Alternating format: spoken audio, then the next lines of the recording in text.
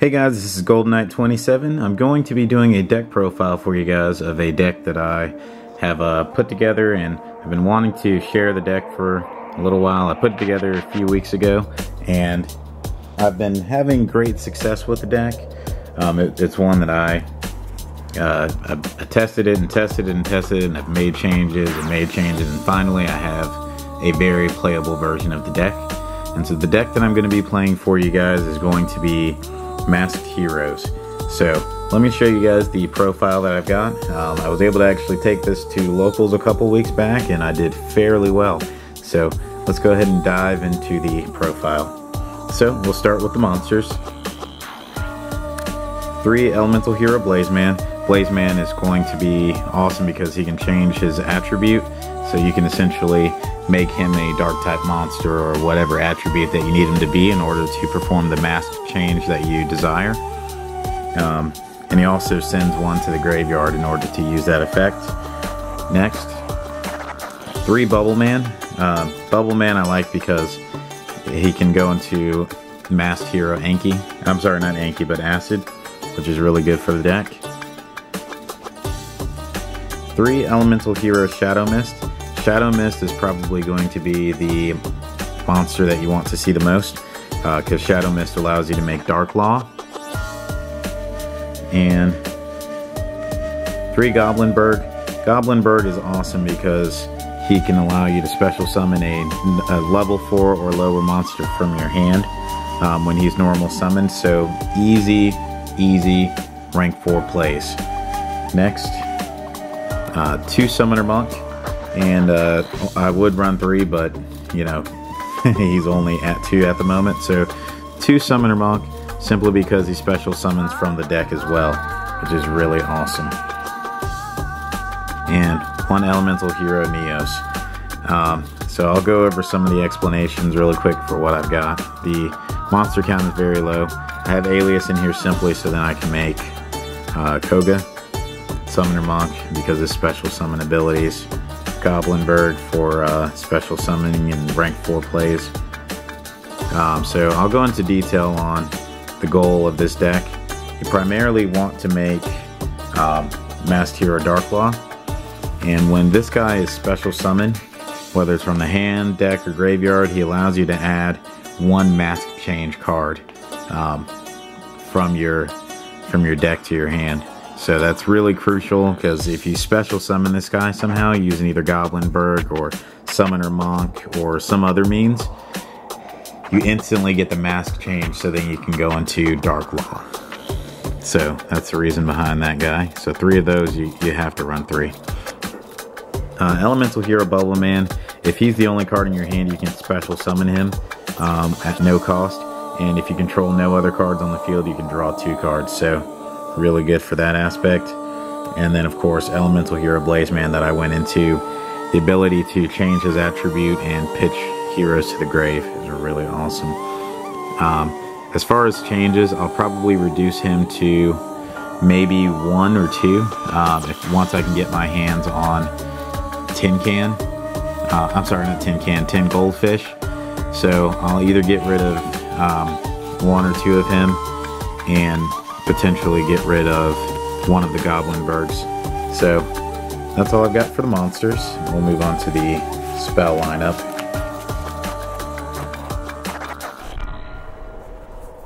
Alright, so for the spells, 3 Emergency Call. Emergency Call is going to allow you to add an Elemental Hero monster from your deck to your hand, which is really good. That way you can search. 3 Mask Change. Simply because they allow you to do the fusion summon or the mask change from your extra deck using your Elemental Hero monsters. Next, Mask Change 2.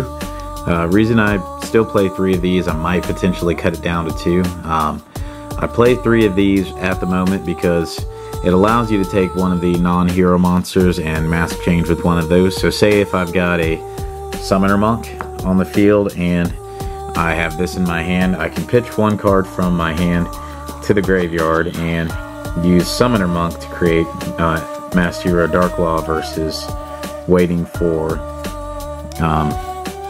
Shadow Mist. So it still gives you options just in case you don't have the Shadow Mist that you need. A Hero Lives, really good opening play card. You pay half your life points. If you control no monster, you can special summon an elemental hero monster from your deck onto the field. So it's essentially a turn 1 Dark Law. So you pitch this, well, you play this, you special summon Shadow Mist, add your quick play Mask Change card, play Mask Change, and then you've got elemental hero Dark Law. So really good for that. Might potentially go down to 2 depending on what I decide to do when Tree Toad comes out. Next, we have Mask Charge, and this allows you to add a hero monster and a quick play change card from your graveyard back to your hand. I was running this at 3, but I found that if I opened it, or it was early in the game and I didn't have a hero monster and a quick play change card in the graveyard, it was useless. So from 3 to 1. Next, another searcher for the deck, Reinforcement of the Army. So Reinforcement of the Army allows you to add a level 4 or lower type monster from your deck to your hand, which is really good because you can search out Goblinberg or any other non-warrior type. I mean, any warrior type that's not a hero monster. The Warrior Returning Alive, just add a warrior type monster from your graveyard back to your hand. And then Instant Fusion. I plan on putting in another Instant Fusion in the deck and possibly getting rid of one of the Mask Change number 2s, so then I can go into the Nord and play. So another easy rank 4. So onto the traps.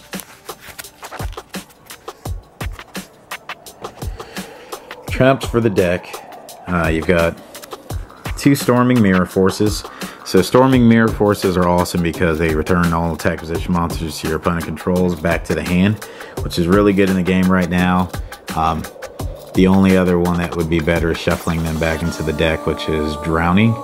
But Drowning, you have to have no monsters on the field, and it's very rarely that you'll find yourself in that situation with this deck. Usually you've got something going on. 2 Call of the Haunted, just simply for revival. And the next one that I like is Vanity's Emptiness. Reason being is Vanity's Emptiness is great once you've got Dark Law on the field, or one of your sided end cards that might be able to stop your opponent from making really good plays. So you could essentially summon Dark Law, Vanity's Emptiness, and then sit on Dark Law for a little while, and as long as you don't send anything from your hand, graveyard, or field to the graveyard, then you can have this card on the field and your opponent can't special summon. Next, 1 Bottomless Trap Hole, 1 Solemn Warning, and 1 Solemn Strike.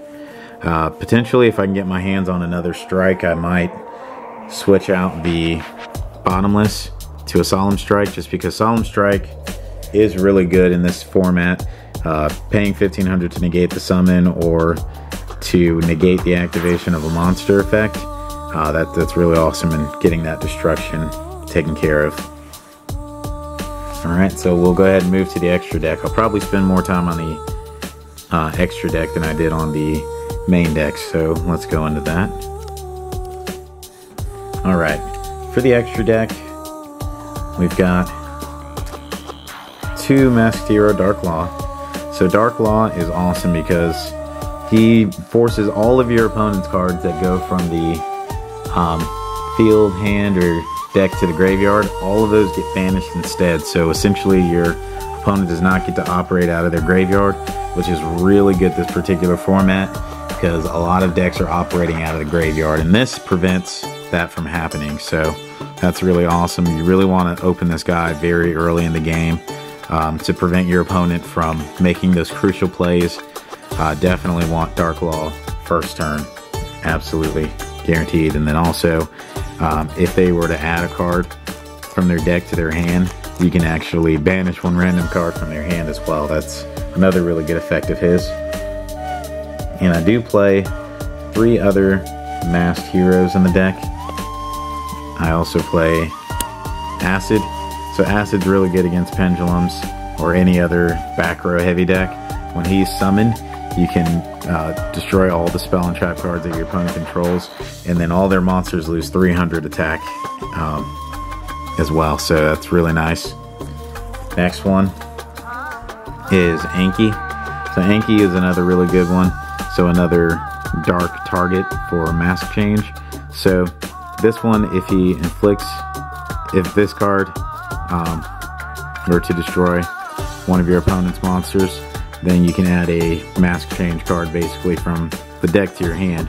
And then also you have the option of attacking your opponent directly and doing half the damage to your opponent. So it's really good. I've used it occasionally for that direct attack effect. I like it especially when you see your opponent, they'll summon a maiden with the eyes of blue and they want to sit on that for a little while.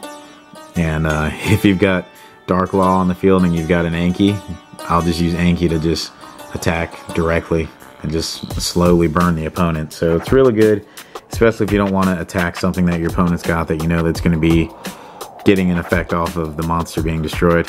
You know, just don't even deal with that at all, just attack directly. Next is Koga.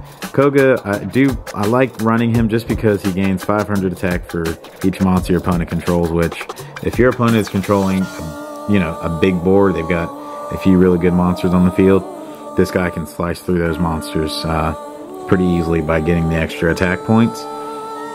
And also, he has the ability during either player's turn that you can banish a hero monster and target one monster that your opponent controls, and you decrease that monster's attack by the hero that was banished from your graveyard.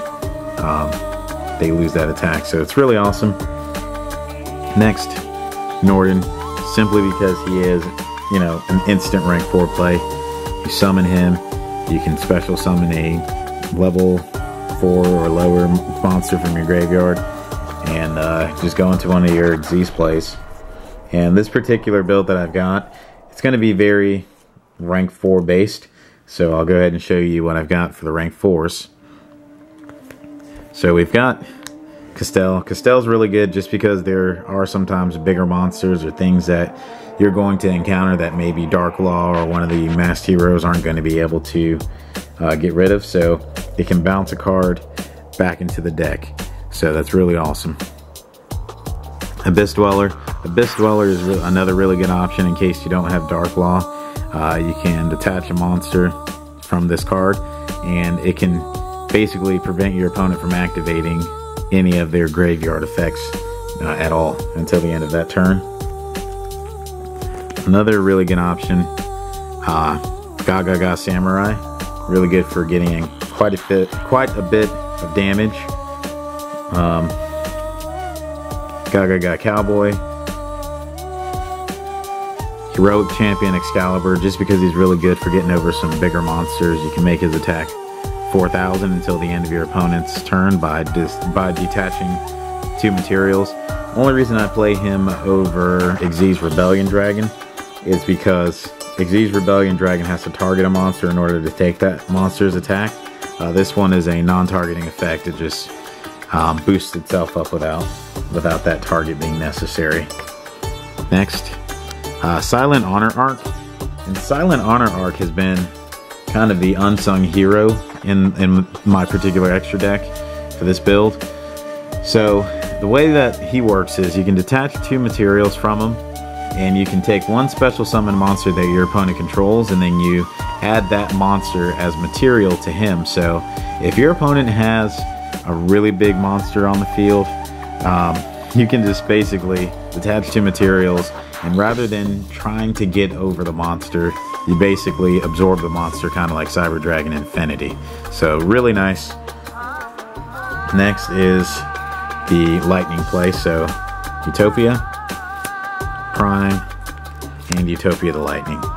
Now the reason why I have these in here, and it may change, but right now having Utopia the Lightning is really good because Utopia the Lightning can attack and it prevents your monsters, your opponent's monsters, your opponent's monsters, my apologies, your opponent from being able to activate their monster effects or spells or traps in response to the attack, which is really good, so you don't have to worry about any battle traps or tagging out or anything such as that. So Lightning is really good right now, and then he also can become a 5,000 attack point beat stick if you need him to be. So that's what I've got for the deck. I will probably do an update. Invasion of Vengeance is coming out very, very soon. So if I can get my hands on Tree Toad, also known as Totally Awesome, I'll do that. And you'll probably see a Bahamut Shark in here. And I was thinking of potentially putting Nightmare Shark in there just because I could, you know, special summon Nightmare Shark using Bahamut Shark's effect and do some damage. So hopefully you guys enjoyed this deck profile. It's a little different. It's still a deck that I'm still working with, and I'm really, really happy with what it's become. The very first time I tried to build this deck, I was so frustrated with it, but this one, I've got a lower monster count. I've got 15 monsters, quite a few spells, a few trap cards, so it's really resilient, and it does well against the meta decks. So last weekend when I took it to locals and dueled, I faced 3 meta decks, and it was holding its own. I was able to do really, really well. Beat Monarchs, 2-0'd Magispectors. I did lose to Blue Eyes, but it was a game 3, and it was very close for the series. So hopefully you guys will be inspired to make heroes, and if you guys have any suggestions, let me know. I know there are some other builds out there that use like Armageddon Knight and some of the other cards in the main deck in place of some of the other monsters, but you know, this is just the way that I like to play it. This is the way that I enjoy it, and I hope that you guys enjoyed watching the video. And take care. I will see you guys next time.